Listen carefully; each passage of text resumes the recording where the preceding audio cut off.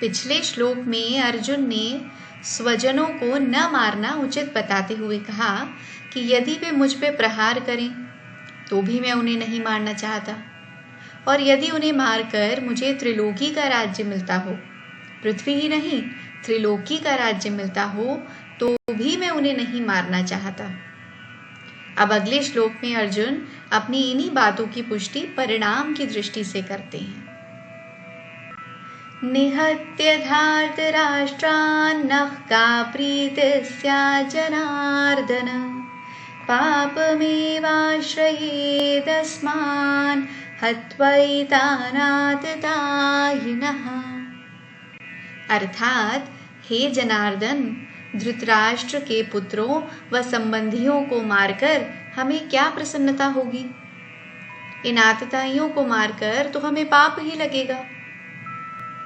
अर्जुन कहते हैं कि धृतराष्ट्र के पुत्रों व उनके सहयोगियों को मारने से जो विजय प्राप्त होगी, क्या उससे हमें प्रसन्नता होगी?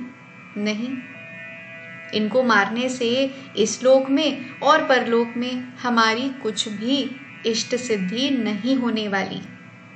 मतलब ऐसा कुछ नहीं मिलने वाला कि इन्हें मारकर जिसकी हमें इच्छा हो, क्योंकि अर्जुन ने तो पहले ही कह दिया था कि वे विजय, राज्य, सुख किसी की भी इच्छा नहीं रखते। और जब इच्छित वस्तु मिलनी ही नहीं है तो प्रसन्नता कैसे होगी? उल्टा इन्हें मारकर पश्चाताप रूपी जीवन काटना होगा।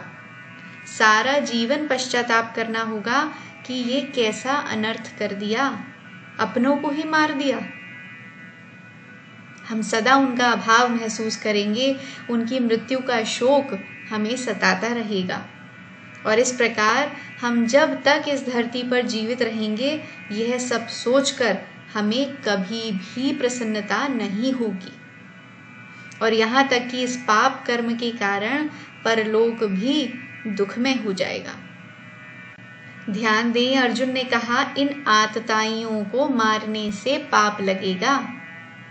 वे स्वयं मान रहे हैं कि दुर्योधन और उसके भाई आतताई हैं, फिर भी वे उन्हें नहीं मारना चाहते। इस आतताई शब्द को बहुत ध्यान से समझें।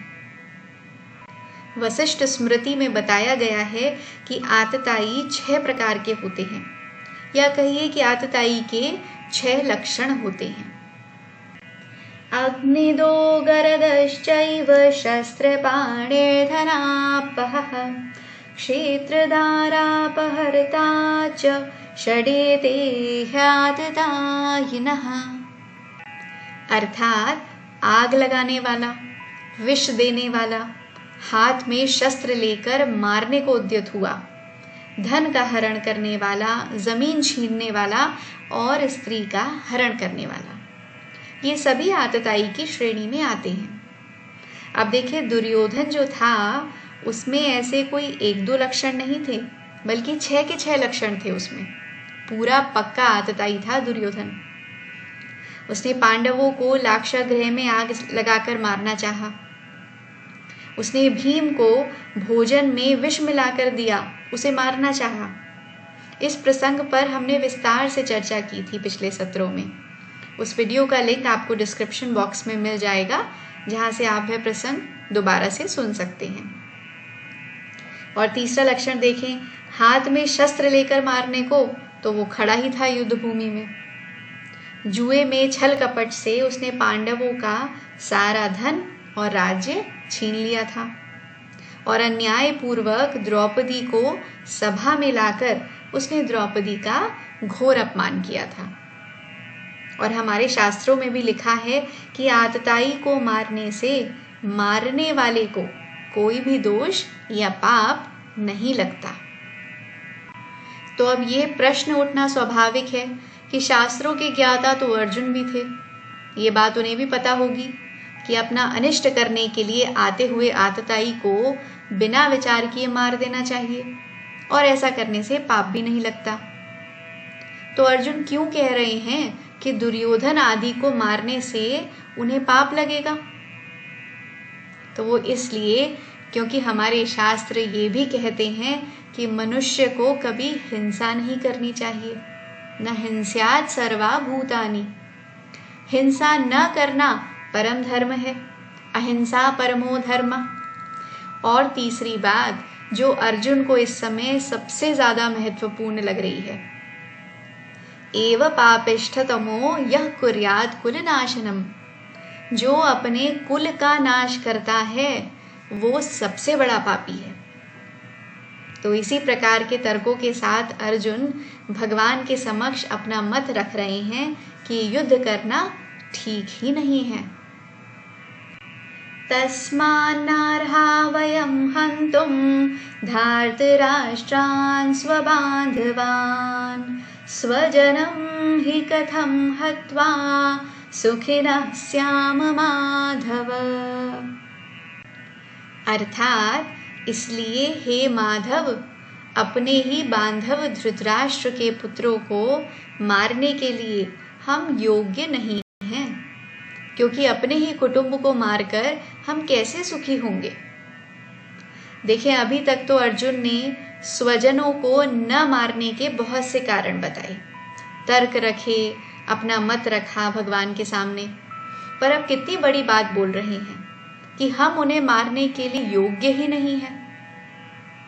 वास्तव में अर्जुन का तात्पर्य है कि अपने बांधवों स्वजनों को मारने का कार्य हमारे लिए योग्य नहीं है, क्योंकि हम जैसे अच्छे पुरुष ऐसा अनुचित कार्य कैसे कर सकते हैं।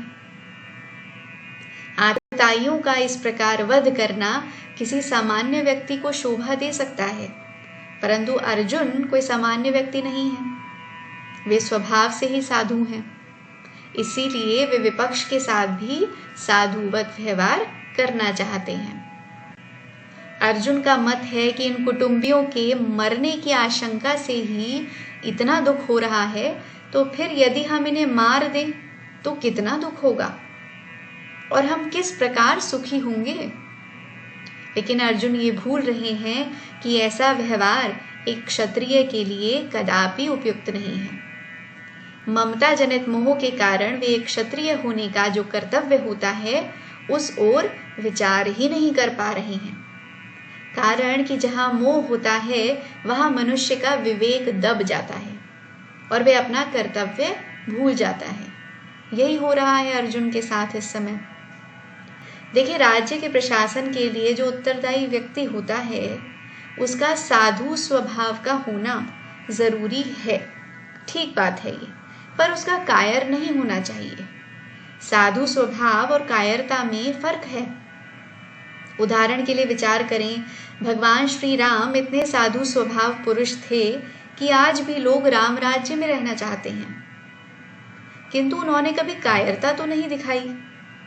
रावण भी एक आतताई ही था, लेकिन श्री राम ने उसे ऐसा पाठ पढ़ाया जो विश्व इतिहास में बेजोड़ है। अर्जुन को ये युद्ध कर्तव्य रूप में स्वतः प्राप्त हुआ था, इससे विमुख होकर वे कायरता ही प्रदर्शित कर रहे हैं। तो इसी के साथ आज की चर्चा को हम यहीं विराम देते हैं। आगे की चर्चा के लिए हमारे साथ जुड़े रहिएगा। हरे कृष्णा। अगर आपको ये वीडियो, ये सब जानकारी अच्छी लगे तो प्लीज़ चैनल को लाइक, कमेंट और सब्सक्राइब करें और अपने प्रियजनों के साथ भी शेयर करें। If you like the video and all the information shared, please like, comment and subscribe to my channel and share with your loved ones. Thank you. Hare Krishna.